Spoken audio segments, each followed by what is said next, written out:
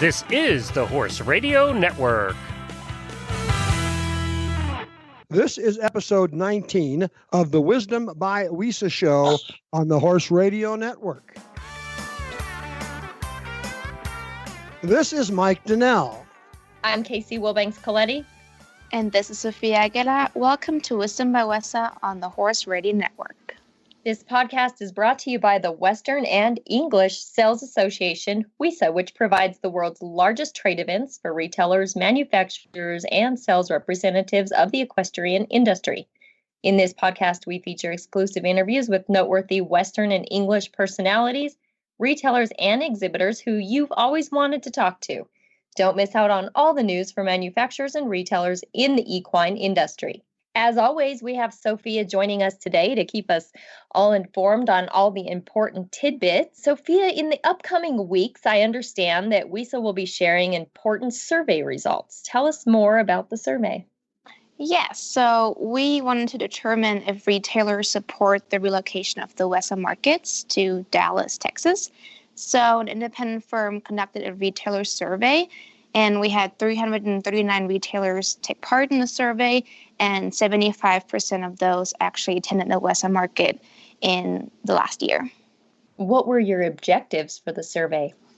So the goal was to find out key characteristics, gain insights, and find answers to logistical questions. And we'll be sharing those results over the next few weeks. Awesome. What were the key topics that were discussed within the survey? So we divided the readout into 3 categories, which are preferences, decision-making, and support. So we basically take a closer look at retailers' preferences when attending the market, what factors actually go into their decision-making process to decide whether or not to attend a market, any market, not just the WESA market, and if the retailers support the move of the market to Dallas. How can people make sure that they receive the survey readout? So the survey readout, including some graphs and such, will be emailed to our members. But we'll also share some results on social media, and we'll start distributing the readout next week. Awesome. Well, thank you for all your valuable information as always, and we hope you all enjoy our guest today. If you've visited the Writing Warehouse website or its YouTube channel, you have no doubt seen today's guests discussing products this unique retailer offers to both the English and the Western market. Sonya Bengali directs the firm's marketing initiatives, while Katie McGraw handles content for the website. Katie also made a visit to the recent WISA show, where she filmed nearly 110 interviews with vendors the store represents. And we have both of them with us today. Sonya and Katie, thank you so much for taking the time to chat with us on the Wisdom by Wisa podcast. Well, thanks for having us. We're really excited. You're an interesting interview for us. Many of the interviews that we do on the retail side or on the manufacturing side focus a little more, or if not at all, on the Western side of the market. You present the opportunity for us to chat a bit about serving the Eastern side of the market. But the second reason I think you're very interesting is you're a company who has really wrapped your arms around the technology of video. And we think that's very important. I saw something the day where it said, if a picture is worth 100 words, a video is worth 1,000 words. And Katie, you certainly know that. You did 110 videos at the WISA show. So that's what we want to talk about. Yes, we did. It was a lot of videos. It was a lot of videos. But let's first, for our listeners, why don't you just kind of summarize, if you would please, your company? So I'll start off with a little company history. We started in 1996 with Long Riders gear, primarily serving the endurance market. And our owner at the time would literally create her own catalog on her vintage computer, cutting and pasting images onto boards and selling endurance rides. So she'd ride and compete during the day and then sell products in the evening after. And this kind of grassroots formation of relationships is really kind of what formed who we are today. In 2007, she shifted to e-commerce. And then in 2012, Long Riders Gear became Riding Warehouse, which is the name we have today. And that's when we merged with Sports Warehouse. And Sports Warehouse has a variety of sub-branches. We've got a running, a tennis, a skate, a variety of others. Then shortly after that, the English and Western disciplines were added. So today we're proudly serving the three main disciplines of equestrian sport. And we really pride ourselves in putting our customers and their horses first in both what we carry and the products we offer and the exceptional customer service we have. Okay. That is a great intro to where we wanted to be. Let's talk a little bit about the Eastern market, because a lot of our people might be kind of curious as to what is required, if anything, different to serve that market and the endurance market than it would be the cowboy sports market. Yeah, so we're a little unique because we actually have two buyers. Because of this, we serve the English, the Western, and the endurance. But both buyers have done both disciplines, so they're well versed on kind of all market fronts.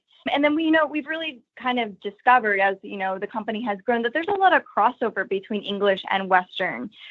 So as an example, as like Western dressage, where you have kind of that English discipline where much more, you have the Western tack being provided in that discipline as well. Does that answer your question? Well, that answers it to a point. Just anything else you'd like to add, since you have a particular unique, are there trends in each market that you follow, and are they different? Definitely. So at least on the English side, since you mentioned you were particularly interested in that, primarily serving the dressage rider, then also the rider that jumps. And for us, the biggest chunk of this are eventing riders. However, something we're noticing just kind of industry-wide is that, since most English riders board their horses, which perhaps happens among the Western discipline as well, but not nearly as much, and that board is, I'd say, 4 times as much as it used to be in terms of what it costs. Sadly, not as many kids today are joining the English discipline. So obviously that impacts industry trends for us in the future, not only as a retail business, but across the whole market as well. That's interesting. I would not have thought about that, but it makes a lot of sense now that you mention it. Let's switch gears now and talk about your belief and your use of both still photography and video, because you use a lot of it. You obviously rely on it. Where did that idea come from, and how did the two of you work? I know I've seen both of you together on certain videos, but I'm going to guess that Katie drives that operation. But talk a bit about how and why you're relying so much on photography and video to market to your customers. So I think because we are an e-commerce store, that customers don't have, that fortunate opportunity of coming into a store and touching and feeling, whether it's a leather product or a piece of clothing. So we really have to rely on using the best images and videos that we can to give the customer kind of that firsthand experience with a piece that they unfortunately have to just, look on a screen to kind of experience. But like a big thing what we try to do with all our products is kind of engage with them and test them out the best that we can, so that we can strive to basically service all disciplines and have that authority of we ride what we sell, and so that the customer can basically trust us to know what we're talking about, and that we're going to give them the best opportunity that there is. I mean, you are providing something so unique for customers. I am looking at your YouTube channel, your website. I'm absolutely blown away, ladies. Your marketing, your content, your creation, your execution is phenomenal. But besides offering your customers such a unique one-stop shopping experience with, knowledge and information behind the products behind it, I see a lot of benefit to the products, companies, the brands that you're selling. I'm just scrolling through your videos, and Mike mentioned all the videos that you guys took at WISA this year. And we're talking very individualized videos and informational about very specific products. I'm looking at a Draw It Out veterinary strength liniment that was not taken at WISA, but it is one of your most recent videos. And I just see a huge benefit to the brands that you carry. Yeah, so WISA was a really unique experience for us because we actually modeled it after one of our sister companies, Tackle Warehouse, who goes to ICAST, which is a huge trade show for them. And they've seen such a boom in their sales. And just because, customers are looking forward to what's coming out that year, so they can kind of get the first look of whatever products there are. So what we really want to do is kind of engage the customer and kind of get them excited what's coming out for 2019, but then also kind of give them maybe a few more details that they might not have, by looking at the website, because they're, seeing the manufacturer directly. Right. And you utilize industry professionals too, like Walt Woodard is featured. And then that's, to me, it's so informative, because this means the customers that shop at your company here, they don't have to really know what they're looking for. These could be beginners that they know they need a bridle. They don't know how the fit of a bridle, which you have a video that depicts that as well. And I feel like that's very interesting, because we do have a lot of newcomers in the Western industry because of the increase in so many youth events within the Western part of the industry. And I just find that so unique that, wow, this could just be so beneficial in so many different ways. Yeah, I think our goal with kind of our marketing and the videos in general is that we have, obviously we serve a huge number of disciplines, sub-disciplines, but kind of a common theme amongst all of them is that they're very real. They're not looking to, have the most fashionable thing out there. They want to do what's best for themselves. They want to do what's best for their horse, and something for them, that crucial piece they need to make that decision to buy this new bridle brand they haven't tried, put on this new cowboy boot they haven't tried, is information. And we have found that with these videos especially, it's just the most practical way to convey that information in a way that makes them trust us, because it's not just, they're reading down a bullet point list of features on our website. They're seeing, Tara from one of our Western customer service representatives. They're seeing her using that product on her own horse. So for us, we think that's one of the biggest benefits that it offers. Question here. I don't know how long you spent, Katie Awisa, doing 110 interviews, but now you have at your disposal 110 videos. So my question is, from your marketing perspective, how do you maximize the distribution and gain as many eyeballs as you can now that you have a huge inventory of videos? So we do it a lot of different ways. The result is put on YouTube, but the video also lives on our website, on our blog, on our social media, and then, we also send out mailers. Another way that we also do is we try to share those videos with the manufacturer so they can kind of boost them in their own way, so we can get a lot of different eyes looking at these videos. Well, that's critical, and I think that's a great idea to share it with the companies. I'm just also, since I've been to WISA a lot of times, Katie, how did you go about getting that many interviews in that short a time, and how did you put that whole thing together? Well, it was not easy. It wasn't? It was not. There was a lot of backstory that went behind that. But really, the big thing we did was just contact all our vendors who were going to be there and just ask them if they wanted to participate. And I think what I found was so funny is everyone kept asking, well, how much is this service? And it was like, no, this is for everyone. This is for you, but this is also for us. This is just to get, more information out there to our customers about the products we're bringing in. So there's a lot that went into it, but really it was just kind of asking and seeing if our vendors would be even interested, and they were.